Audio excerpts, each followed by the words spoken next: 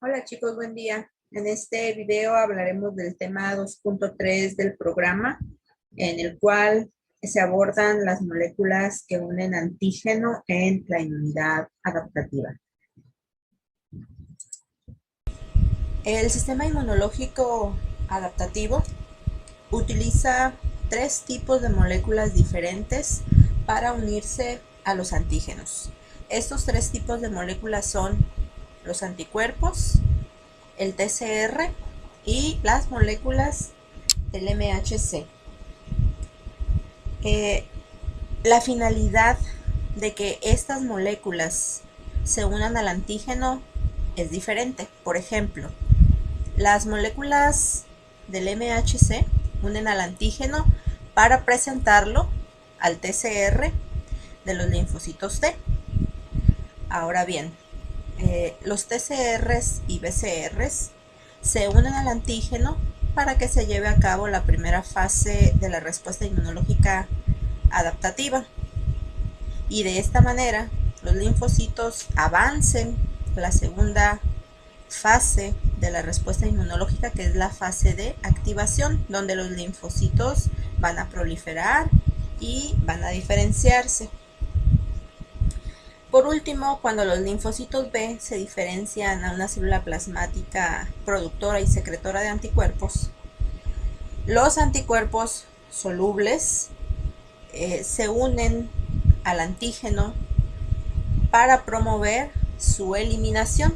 Nosotros ya sabemos que los anticuerpos pueden promover la eliminación del antígeno por neutralización, opsonización, ADCC o activación de complemento por la vía clásica. Algunas de estas características del TCR y del BCR ya las habíamos mencionado, pero pues vamos a recordarlas. Sabemos que la función del TCR y del BCR es exactamente la misma, ¿sí? Son funcionalmente idénticos el TCR y el BCR, y su función es la del reconocimiento y la unión del antígeno. Sin embargo, en estructura, el TCR y el BCR difieren. Como difieren en su estructura, el número de sitios para unir antígeno que tiene un TCR y un BCR es distinto. El TCR tiene un solo sitio de unión para el antígeno, mientras que el BCR posee dos sitios de unión. Existen dos tipos de TCR.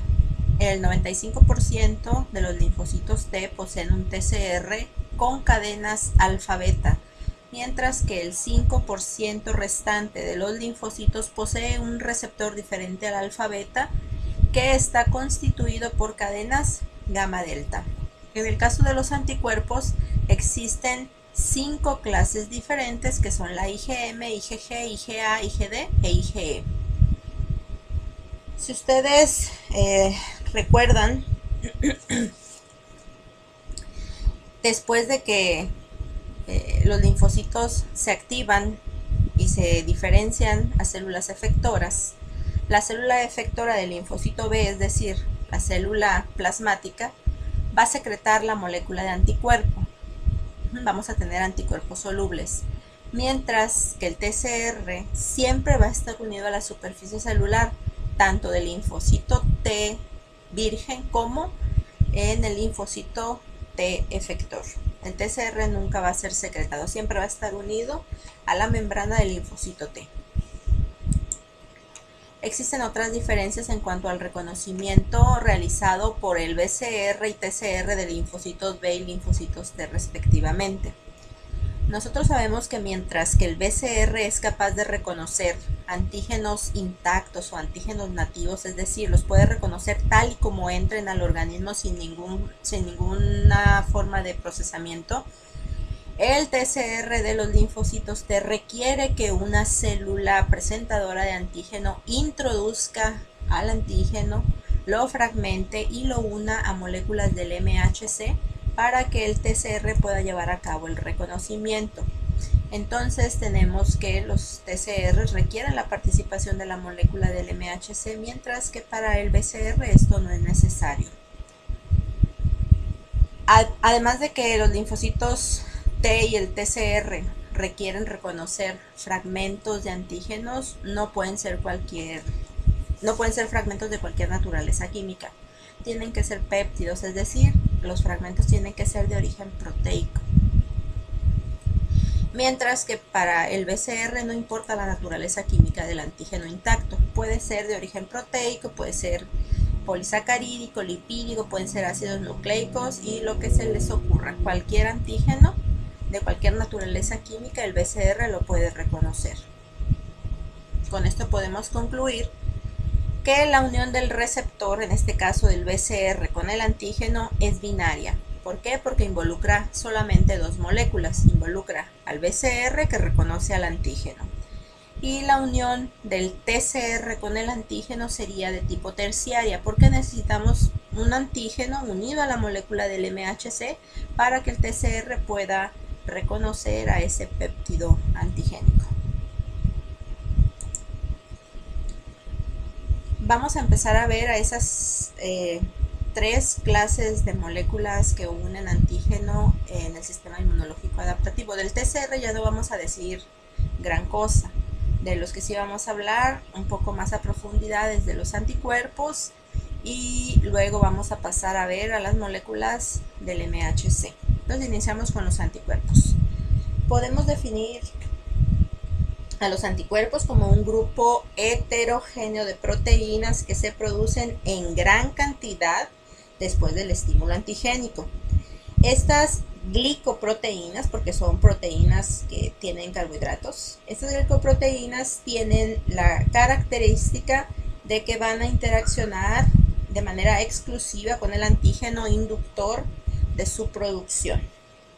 Algunas características generales de los anticuerpos que ya hemos visto, pero que vamos a recordar, son las siguientes. Pregunta: ¿qué células son capaces de sintetizar anticuerpos? Existen dos células en el sistema inmunológico que son capaces de producir anticuerpos. Tenemos a los linfocitos B y a las células plasmáticas. Los linfocitos B pueden producir anticuerpos en pequeñas cantidades y producen estos anticuerpos para colocarlos sobre su superficie y que funcionen como receptores que reconocen al antígeno, es decir, como BCRs. Las células plasmáticas que derivan de linfocitos B activados son fábricas de anticuerpos que producen y secretan una gran cantidad de anticuerpos. ¿En qué fases de la respuesta inmunológica adaptativa participan los anticuerpos? Bueno, nosotros sabemos que las respuestas inmunológicas de linfocitos tienen tres fases. La primera es la fase de reconocimiento, la segunda es la fase de activación y la última es la fase de eliminación o fase efectora. Entonces, podemos concluir que los BCRs, que son anticuerpos, participan en la primera etapa de la respuesta inmunológica adaptativa, que es la fase de reconocimiento, mientras que los anticuerpos solubles secretados por las células plasmáticas participan en la fase de eliminación, es decir, en la fase efectora. Y ya dijimos que la función de los anticuerpos es eliminar al antígeno mediante opsonización, neutralización, promoción de la citotoxicidad celular dependiente de anticuerpo o ADCC, y activación del complemento por la vía clásica.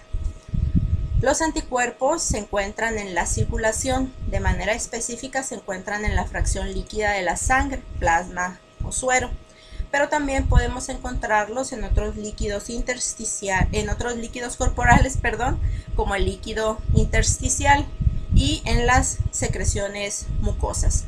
Cuando nosotros obtenemos una muestra de sangre y la centrifugamos, los anticuerpos van a permanecer en el suero o en el plasma de esa muestra.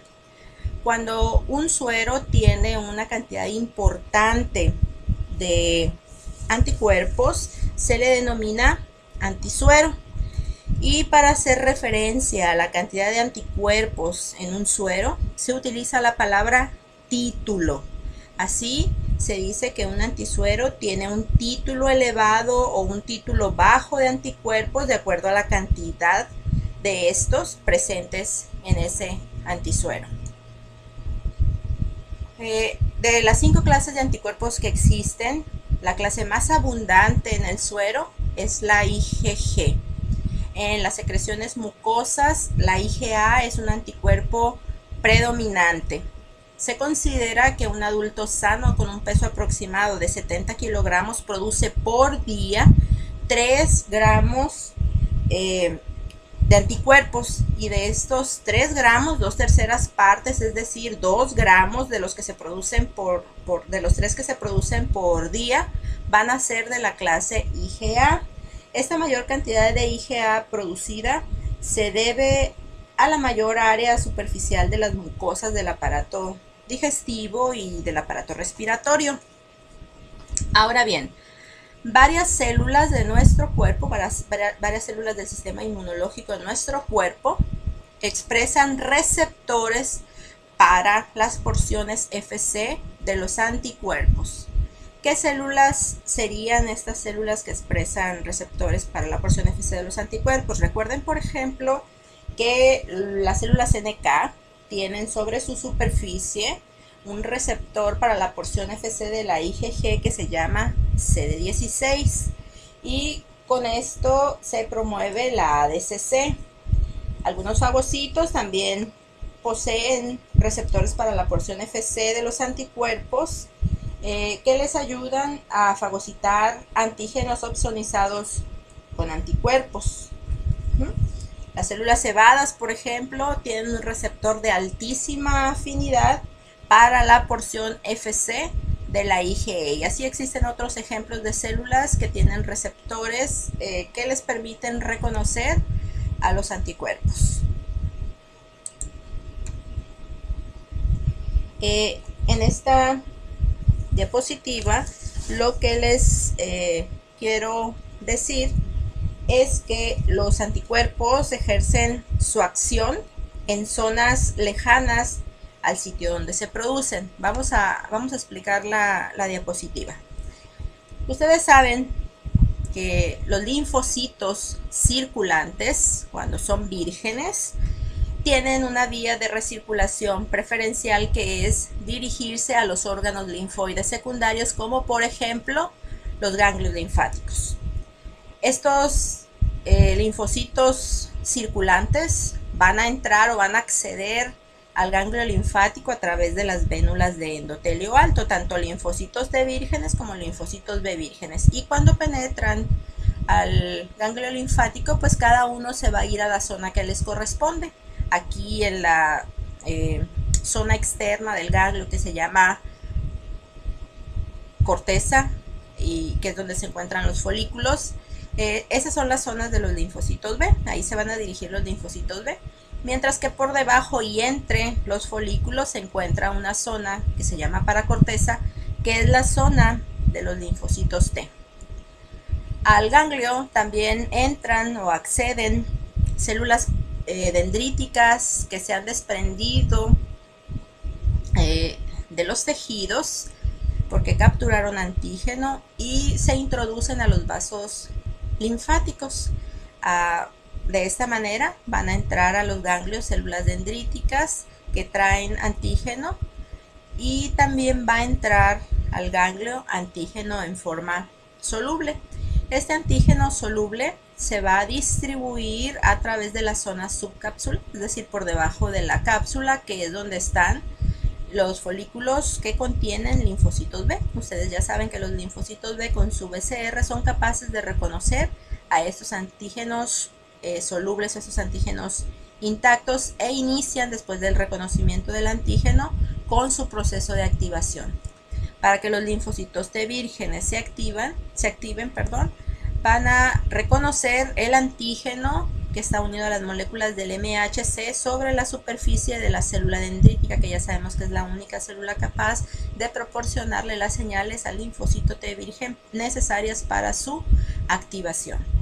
Después de la interacción entre la célula dendrítica y el linfocito T virgen, pues este deja de ser virgen y se transforma en un linfocito T efector.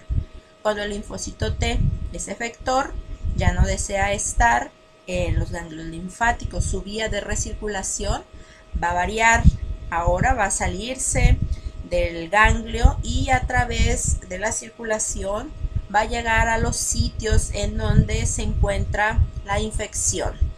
Pero antes de abandonar el ganglio, recuerden que el linfocito T efector migra hacia los folículos, y los linfocitos B que iniciaron su proceso de activación porque reconocieron antígeno soluble migran hacia la paracorteza para que se lleve a cabo la cooperación TB. ¿Qué es la cooperación TB? Bueno, que este linfocito B que reconoció al antígeno soluble lo endocitó, lo fragmentó, procesó, y algunos de esos fragmentos proteicos los unió a moléculas del MHC y ahora los está presentando sobre su superficie. Esos péptidos antigénicos van a ser reconocidos por el TCR del linfocito T efector, y este linfocito T efector le va a dar las señales necesarias a este linfocito B para que complete su proceso de activación y finalmente se transforme en una célula plasmática productora y secretora de una gran cantidad de anticuerpos específicos contra este antígeno. Bueno, esos anticuerpos van a salir del ganglio linfático, se van a incorporar a la circulación sanguínea y a través de la sangre van a llegar a los sitios de infección. Recuerden que los vasos sanguíneos regionales o cercanos a esta zona de infección aumentan su permeabilidad vascular y hay salida de líquido donde van los anticuerpos y hay salida de células hacia el sitio de la infección, y ya cuando los anticuerpos lleguen al sitio de infección pues van a opsonizar, van a neutralizar, etcétera, lo que ustedes ya saben que hacen los anticuerpos para eliminar al antígeno. Estas células plasmáticas pueden permanecer en el ganglio o bien estas células plasmáticas pueden salirse del ganglio y pueden dirigirse a la médula ósea, y desde la médula ósea pueden estar secretando esos anticuerpos que de igual manera a través de la circulación van a dirigirse hacia los sitios de infección para llevar a cabo la eliminación antigénica. Entonces, en conclusión, podemos decir que los anticuerpos son producidos o sintetizados por las células plasmáticas, en donde en los órganos linfoides secundarios, tales como el ganglio linfático o bien en la médula ósea, y esos anticuerpos que son sintetizados en estos sitios realizan sus funciones efectoras en zonas lejanas a la de su producción, es decir, en los sitios o zonas de infección. Ahora vamos a ver la estructura general de los anticuerpos. Esta imagen ya la conocen, pero vamos a recordar cómo es la estructura de un anticuerpo. Un anticuerpo tiene en total 4 cadenas polipeptídicas. 1, 2, 3, 4.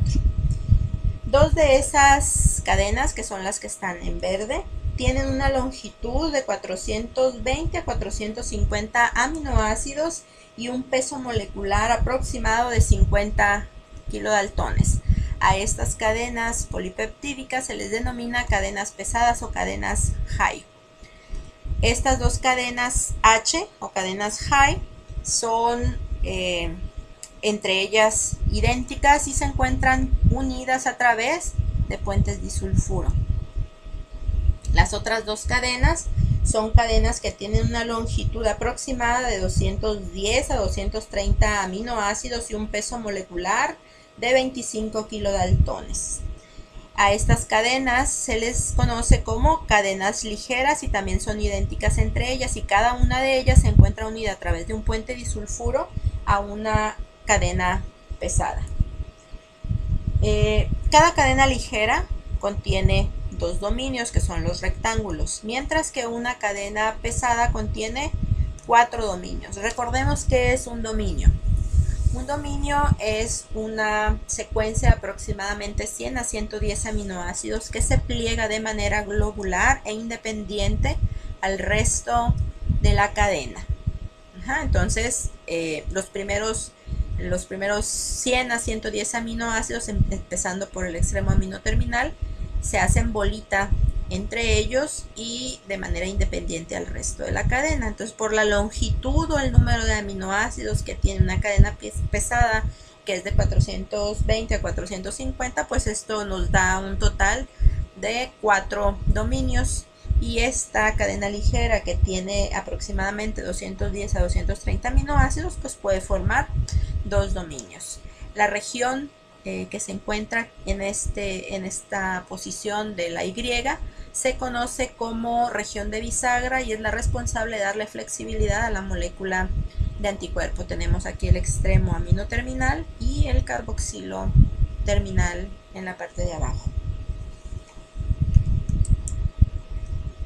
Podemos observar dos regiones en las cadenas pesadas y en las cadenas ligeras. El dominio que se encuentra unido al extremo amino terminal, es decir, los primeros 100 a 110 aminoácidos, su secuencia es variable, y por eso a esa región en rojo se les conoce como región variable. El resto de la cadena pesada, que está en azul, y el resto de la cadena ligera, que también se encuentra en azul, se conoce como región constante. Basados en la región y la cadena, cada uno de los dominios recibe un nombre. Si esta cadena es la cadena pesada y esta parte que está aquí es una región variable, entonces tenemos que este es el dominio variable de la cadena pesada. Este sería el dominio variable de la cadena ligera, y este sería el constante de la ligera. En el caso de la región constante de la cadena pesada, pues tenemos 3 dominios, y lo que se hace es solamente enumerarlos desde el extremo amino terminal al carboxilo terminal, 1, 2, 3, para efectos de diferenciación. Y lo mismo sucede para la otra cadena pesada y para la otra cadena ligera. El antígeno se une a esta región de aquí, es decir, los dominios variables tanto de la cadena ligera como de la cadena pesada son los que forman el sitio al cual va a ir unido el antígeno. Entonces tenemos dos sitios para unir antígeno. No hay que confundir a los dominios que forman el sitio de unión al péptido con los fragmentos que unen al antígeno. Recordemos que el FAP incluye estos dos dominios de la cadena pesada y los dos dominios de la cadena ligera. Esos son los FAP. Entonces, si yo les pregunto en el examen, diga qué dominios forman el sitio de unión al antígeno, la respuesta es los dominios variables de la cadena ligera y de la cadena pesada. Pero si les pregunto cuáles son los fragmentos que unen al antígeno, son los FAP, fragmentos de unión al antígeno. La flecha nos señala la región de la bisagra. La región de la bisagra se encuentra localizada entre los dominios constantes 1 y 2 de la cadena pesada. Además, en esta región de la bisagra se encuentra localizado el puente disulfuro que une a las dos cadenas pesadas. Sabemos que en una molécula de anticuerpo podemos observar dos regiones diferentes. La región variable, que es la región que se encuentra en color rojo, y la región constante, que es la que se encuentra en amarillo. Estas regiones, por ejemplo, en el caso de la cadena ligera, podemos observar que esta región variable constituye aproximadamente la mitad de la cadena polipeptídica. El resto de la cadena polipeptídica es de tipo constante. En la cadena pesada observamos que más o menos un cuarto de la cadena polipeptídica es variable, y el resto, más o menos 3/4, es de tipo constante. Pero ¿a qué nos referimos con variable y constante?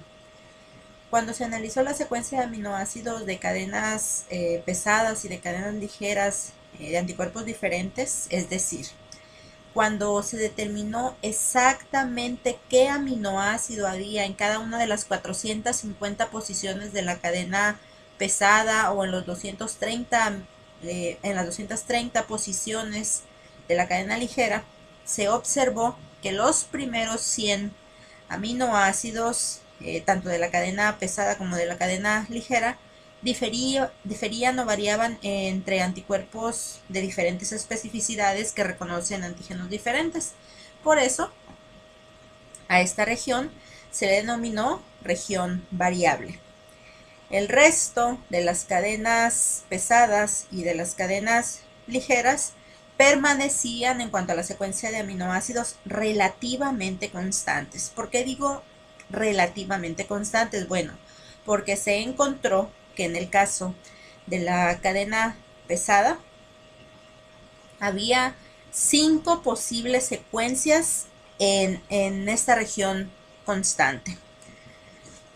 Es decir, la secuencia de aminoácidos en la región variable de la cadena pesada siempre era diferente en anticuerpos que reconocían antígenos diferentes.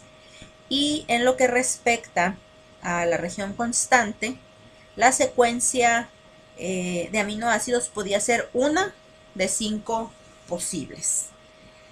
Entonces, con base en la secuencia de aminoácidos de la región constante de las cadenas pesadas, estas cadenas pesadas se clasificaron en 5 tipos, que son las cadenas pesadas gamma, mu, delta, alfa y epsilon. Y el tipo de cadena pesada que se encuentra en el anticuerpo va a definir la clase de anticuerpo o de inmunoglobulina de la que estemos hablando. De tal manera que, por ejemplo, la inmunoglobulina G es un anticuerpo que en su estructura posee una cadena pesada de tipo gamma, de ahí la G. Y G significa inmunoglobulina, así se abrevia inmunoglobulina. En el caso, por ejemplo, de la inmunoglobulina A, bueno, pues esta clase de anticuerpo tiene a la cadena pesada alfa. La IgE tiene a la cadena pesada de tipo epsilon, la IgD a la cadena pesada delta y así sucesivamente. En el caso de las cadenas ligeras, el análisis de la secuenciación reveló una menor heterogeneidad estructural que la observada en las cadenas pesadas. En este caso, solamente hay 2 tipos de cadenas ligeras basados en la secuencia de aminoácidos de la región constante de esta cadena. A estos 2 tipos de cadenas ligeras se les conoce como kappa y lambda. En el humano, el 60% de las cadenas ligeras son de tipo kappa y el 40% restante son cadenas ligeras de tipo lambda. Cabe resaltar que una molécula de anticuerpo siempre va a tener 2 cadenas kappa, 2 cadenas ligeras kappa o 2 cadenas ligeras lambda, pero nunca podrá tener una kappa y una cadena ligera lambda.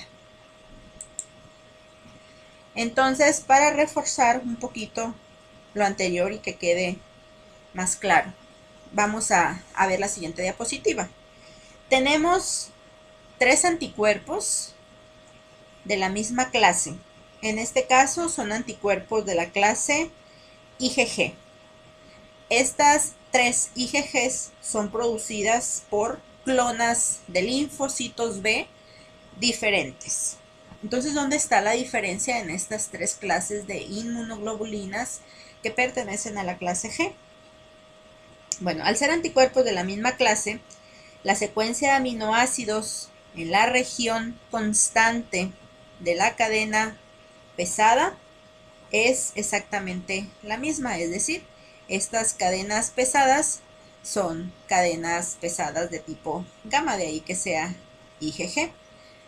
Y como son anticuerpos producidos por clonas diferentes y nosotros sabemos que las diferentes clonas tienen receptores para diferentes antígenos, bueno, la diferencia va a estar en la secuencia de aminoácidos de los dominios que se encargan de unir al antígeno, porque unen antígenos diferentes. Es decir, la diferencia va a estar en la secuencia de aminoácidos del primer dominio o del dominio variable de la cadena pesada y del dominio variable de la cadena ligera. Si tenemos, por el contrario, solamente una clona,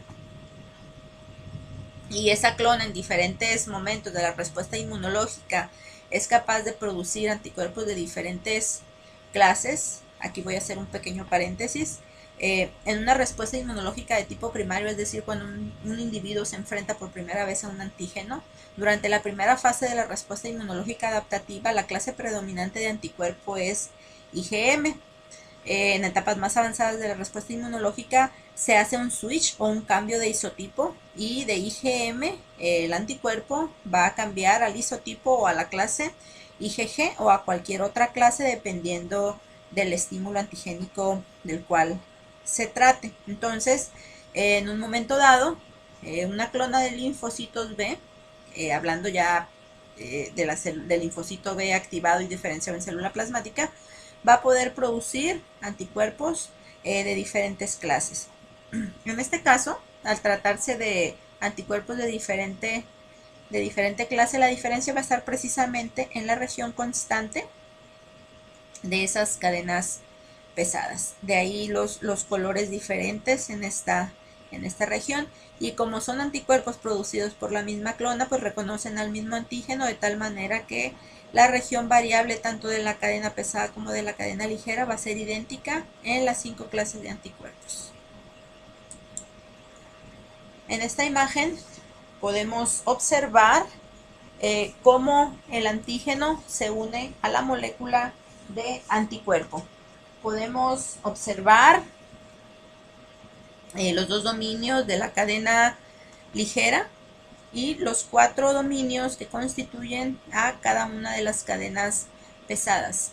Podemos observar que los dominios variables tanto de la cadena ligera como de la cadena pesada son los encargados de la unión con el antígeno. Al tener 2 cadenas pesadas y 2 cadenas ligeras, y por lo mismo 2 dominios variables de la pesada y 2 dominios variables en la cadena ligera, bueno, pues una molécula de anticuerpo es capaz de unir al mismo tiempo a 2 antígenos iguales, obviamente, ¿no? Los dominios que constituyen el sitio de unión para los antígenos son los dominios variables de la cadena ligera y los dominios variables de la cadena pesada. En esta diapositiva podemos observar a mayor profundidad la estructura de una cadena ligera.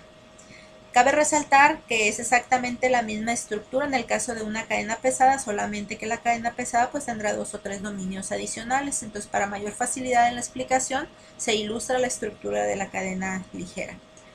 Sabemos que una cadena ligera tiene una longitud aproximada de 210 a 230 aminoácidos. Aquí podemos observar el extremo amino terminal, que es donde inicia la cadena polipeptídica. Por aquí se encuentran los primeros aminoácidos, y podemos observar el extremo carboxilo terminal. Esta cadena polipeptídica ligera tiene una longitud aproximada de 212 aminoácidos. Podemos observar que la cadena ligera posee 2 dominios. Habíamos comentado que un dominio es una secuencia de aproximadamente 100 a 110 aminoácidos que se pliega de manera globular e independiente al resto de la cadena. Aquí podemos observar el aminoácido 112, lo cual nos hace pensar que este dominio está formado aproximadamente por unos 100 aminoácidos. Luego hay una región lineal, una región de aminoácidos lineales, y posteriormente los siguientes 100 aminoácidos van a plegarse entre sí de manera globular e independiente al resto de la cadena. Vamos a ver la estructura de cada uno de estos dominios. Cada dominio está formado por 2 láminas de hoja beta plegadas. Las flechas son las hojas beta plegadas, y podemos observar varias hojas beta plegadas en amarillo que forman una lámina. Todo lo que está en amarillo. La otra lámina serían las hojas beta plegadas que se encuentran en color rojo. Lo mismo para el dominio constante. Podemos observar que las 2 láminas de hojas beta plegadas se unen entre sí a través de puentes disulfuro. En la imagen también podemos observar que una hoja beta plegada, que representada por esta flecha, se une con la hoja beta plegada siguiente a través de estos bucles cortos que están constituidos por aproximadamente 10 aminoácidos. Aquí vemos un bucle, aquí podemos observar una hoja beta plegada que se va a unir mediante estos bucles cortos a la hoja beta plegada siguiente. Esta a su vez se va a unir con la hoja beta plegada siguiente a través de otro bucle. Algunos de esos bucles o asas o loops, como ustedes quieran llamarlos, son muy importantes para el reconocimiento antigénico. Los bucles constituidos por 10 aminoácidos que se encuentran alrededor de las posiciones 30, 60 y 100 son los más importantes para la unión del antígeno. Cuando se hicieron estudios detallados de la secuencia de aminoácidos que existen en las regiones variables tanto de las cadenas pesadas como de las cadenas ligeras, se reveló que la variación en la secuencia de aminoácidos se concentra en unas cuantas regiones de los dominios variables, es decir, no los 100 aminoácidos que constituyen a los dominios variables cambian, sino que la diferencia o la variación está concentrada a unas cuantas regiones. ¿Cuáles son esas regiones donde se concentra la variabilidad? Precisamente esos bucles o esas asas que les mencioné hace un momento, que se encuentran localizados alrededor de las posiciones 30, 60 y 10. Ahí es donde se concentra la mayor variabilidad en esos dominios variables. Por lo tanto, a esas regiones o a esos bucles se les llamó regiones hipervariables. A esas regiones hipervariables, así se les llamó de manera inicial, pero después se le cambió el nombre a CDRs. CDR significa región determinante de la complementariedad y se le dio ese nombre debido a que el sitio de unión del antígeno es complementario a la estructura del anticuerpo, y por eso se le cambió el nombre de región hipervariable a región determinante de la complementariedad, y como son tres, pues se les puso CDR1, CDR2 y CDR3.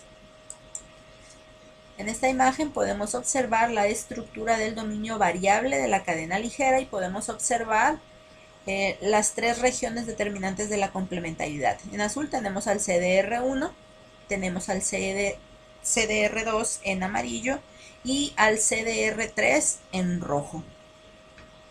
En esta gráfica podemos observar en el eje de las X a cada uno de los aminoácidos, a cada uno de los 110 aminoácidos que constituyen o que forman al dominio variable de la cadena ligera. Cada una de esas barritas representa a un aminoácido, ¿sí? Cada barrita.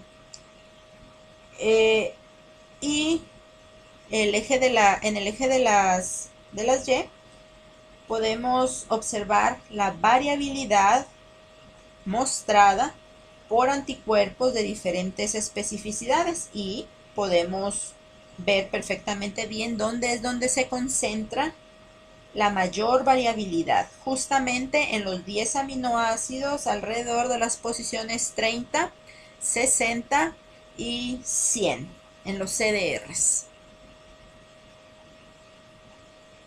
Explicado con manzanitas, podemos decir que los dominios variables de la cadena ligera y de la cadena pesada serían las manos. La manzana sería el antígeno y los CDRs, el 1, el 2 y el 3, en cada uno de los dominios serían los dedos. Y ustedes pueden observar que los CDRs son los que hacen un contacto más estrecho o se relacionan más íntimamente con el antígeno. O sea, los dos dominios están agarrando al antígeno, pero quienes entran en mayor contacto con el antígeno son los CDRs, y por eso entre anticuerpos de diferentes especificidades la variación en secuencia de aminoácidos está más incrementada justamente en estos sitios, en estos CDRs.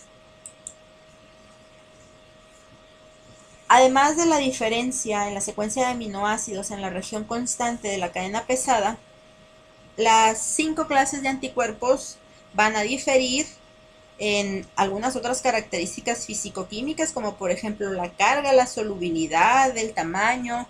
Van a variar también en el número y localización de los puentes disulfuro, van a variar en el número y la distribución, por ejemplo, de los carbohidratos, y también hay una diferencia en lo que se relaciona con la bisagra.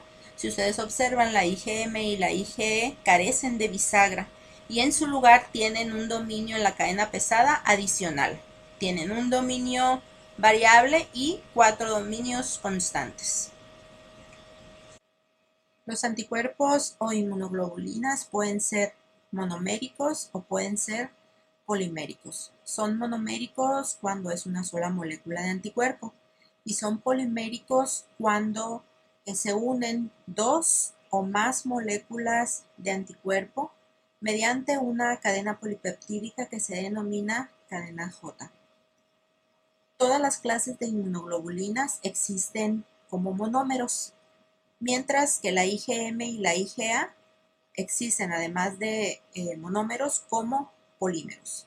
La IgM, por ejemplo, es un pentámero. Eso quiere decir que hay 5 moléculas de IgM que se encuentran unidas por esta cadena polipeptídica que se conoce como cadena J. Y esa unión se lleva a cabo a través de las porciones o regiones Fc de las moléculas de IgM. En el caso de la IgA, esta es un dímero. Son dos moléculas de IgA unidas a través de sus porciones Fc por la cadena J. Dependiendo si es un monómero o es un dímero, la IgA se subclasifica en IgA1 cuando es monomérica y en IgA2 cuando es un dímero. Otra inmunoglobulina que puede subclasificarse es la IgG. Aquí la subclasificación se hace con base en dos aspectos. El primero es la longitud de la región de la bisagra y esta longitud puede ir desde 10 hasta 60 aminoácidos. Y el segundo punto con el que se hace esta subclasificación es el número y el ordenamiento de los puentes disulfuro que unen a las cadenas pesadas. Como podemos observar en la imagen, la IgG3 es la que tiene la región de la bisagra de mayor longitud y es por lo tanto la que tiene el mayor número de puentes disulfuro. Puede llegar a tener hasta 11 enlaces disulfuro en su región de la bisagra para unir a las dos cadenas pesadas. Valencia de los anticuerpos. La valencia se refiere al número de sitios de combinación que tiene una molécula de anticuerpo para unir al antígeno. Ya sabemos que una molécula de anticuerpo tiene 2 sitios para unir antígeno, de tal manera que todos los anticuerpos que existan como monómeros tendrán una valencia de 2. En el caso de la IgA2, que es un dímero, su valencia será de 4. Y en el caso de la IgM, que es un pentámero, su valencia teórica es de 10. Ya habíamos mencionado que la región de la bisagra se encuentra localizada entre los dominios constantes 1 y 2 de la cadena pesada y que la función de esta zona o de esta región era proporcionarle flexibilidad a la molécula de anticuerpo. Vamos a suponer que tenemos una superficie microbiana que posee 2 o más determinantes antigénicos idénticos entre sí. La bisagra lo que va a permitir es que los dos Fab del anticuerpo se unan simultáneamente a 2 determinantes antigénicos de este microorganismo. Esa unión va a ser independiente de si estos dos epítopes o determinantes antigénicos se encuentran separados o se encuentran juntos. Entonces, si los determinantes antigénicos se encuentran muy alejados, la región de la bisagra le permite a los Fab abrirse para que puedan unirse al mismo tiempo a los dos determinantes antigénicos. Si por el contrario los determinantes antigénicos se encuentran muy juntos, la bisagra le permite a los Fab acercarse o cerrarse para unirse al mismo tiempo a estos dos determinantes antigénicos. Es mejor que los dos Fab se unan a los dos determinantes antigénicos porque esa unión es mucho más estable que si un solo Fab se uniera a un determinante antigénico solamente. En esta tabla podemos observar las 5 clases de inmunoglobulinas y las subclases de la IgG y de la IgA, y también podemos observar la concentración en suero de cada una de estas inmunoglobulinas. Podemos observar que la IgG es la más abundante, seguida de la IgA y de la IgM. De las 4 subclases de IgG, la IgG1 es la que tiene mayor abundancia en suero. En el caso de la IgA, observamos a las dos subclases, a la IgA1 y a la IgA2. La IgA1, que es monomérica, es la que se encuentra presente en suero, mientras que la IgA2 se encuentra presente en las secreciones y en las mucosas. La IgM, cuando es pentamérica, se encuentra en el suero, y cuando se encuentra funcionando como BCR sobre la superficie del linfocito B, no es pentamérica, es monomérica. La IgD existe en muy poca cantidad en el suero. La IgD principalmente se encuentra localizada sobre la superficie de los linfocitos B vírgenes. Cuando este linfocito se transforma o se diferencia en un linfocito de memoria, deja de expresar a la IgD. De hecho, la IgD se utiliza como marcador para reconocer cuando un linfocito es virgen y cuando es un linfocito de memoria.